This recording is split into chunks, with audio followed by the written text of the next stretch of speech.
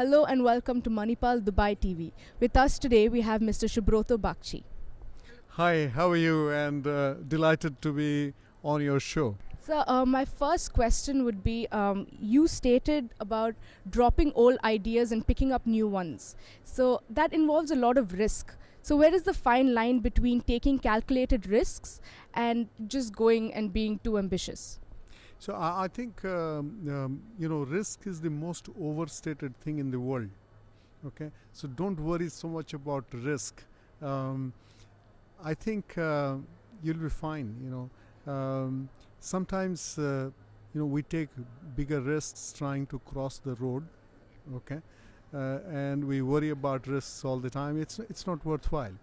But keep in mind, we have to make choices. Okay. And sometimes we have to take bets. Okay, we want to choose this path or we want to choose this path, and there are uncertainties in both the paths. When we make those choices, sometimes we don't choose the consequences. So the key issue is that make the choices. It does not matter. Have faith that things will work out fine. Okay? If you have come this far, you will go further. Embrace the consequences and be responsible for your act. But when you choose that path, more than worrying about risk, think about people who are dependent on you. Take bets without betting everything that might adversely impact other people. So that's the key thing. Don't worry about risk. So while looking through your portfolio, I came across a very interesting term. So one of your designations stated gardener. Would you elaborate on that, sir? No, it's very easy actually. The company I co-founded is Mindtree, and after I reached a certain stage in my life and a certain level or rank within the company, it occurred to me that as a founder of the company, it's important that I actually help build the next generation of leaders, because one day the company that I have co-founded will be inherited by other professionals. When we started our company, one thing that we decided is that our own children cannot work in this company and our spouses will have nothing to do with this company. So this company must be inherited by people other than the founders of the company. So our job as founders is to build a group of leaders who will actually take the company further. And since the name of the company is Mindtree, I thought that somebody who full-time focuses on nurturing leaders should call himself a gardener. That is extremely interesting. I've not come across a designation like that, so I was a little taken aback when I figured out what that was. But a gardener is a very fascinating individual. You go to the nicest gardens in the world, anywhere. You admire the garden. You don't think about the gardener. The gardener is nowhere visible. The garden is visible. The other interesting thing about being a gardener is that a gardener knows every single plant in the garden individually, tends to that plant individually. The nutritional requirement of every plant, the trimming requirement of every plant, the pruning requirement of every plant is very unique. And so the gardener does not look at the whole garden as one thing. To the gardener, every plant in the garden is special and relates to that plant in a very unique and personal and individual way.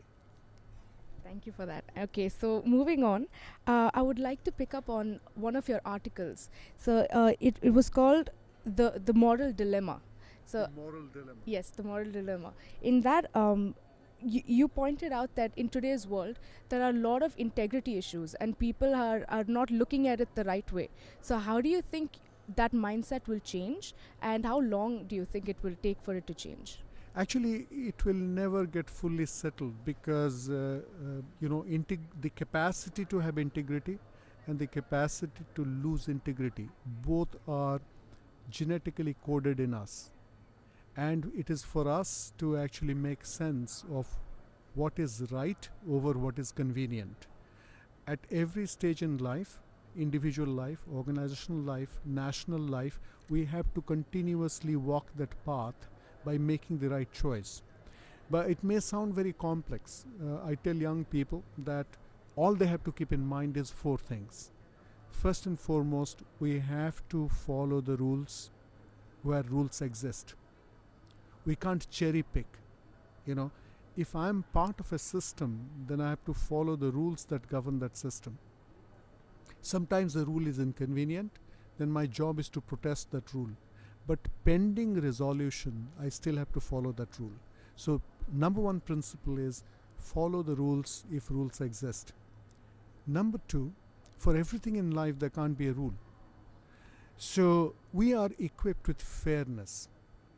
Where rules don't exist, you have to use fairness. And there are times when you're not sure if the rules exist or whether you are being fair or not. In a situation like that, don't just do things impulsively, seek help. That's the 3rd principle. The last principle is always we have to make sure that our private act can withstand public scrutiny without causing embarrassment. Because the sense of shame is very important. If we lose that sense of shame, everything is okay. So as long as those 4 principles govern my work and my thinking, I don't have to worry about integrity.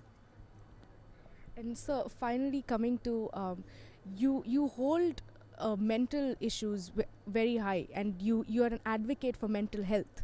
So how do you think technology is helping in bridging that gap and building more understanding towards mental health? I think the most important and fascinating thing about technology is it makes knowledge accessible. When I have knowledge, I'm empowered. When I'm empowered, I can deal with my own problems, or I can help somebody who has a problem. You would have heard about a globally respected medical care institution called Mayo Clinic. Mayo Clinic is considered to be a mecca of the world of medicine. And if you go to their site, you will realize that Mayo Clinic has 48,000 patient publications. So Mayo Clinic is Mayo Clinic not just because of its medical technologies, capabilities, its excellence, but it is also because it speaks to patients and their caregivers in a language they can understand. So, if you look at the World Wide Web today, if you look at the power of the internet today, the most important thing we are able to do with the help of the internet and World Wide Web is make knowledge available.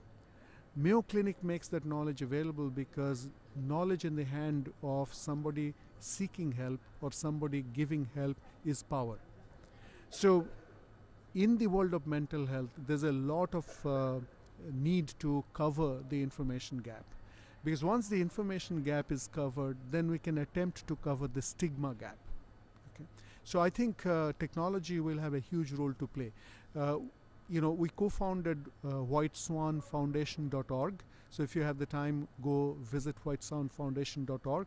We believe that mental health issues are not something that only afflict rich and the famous people.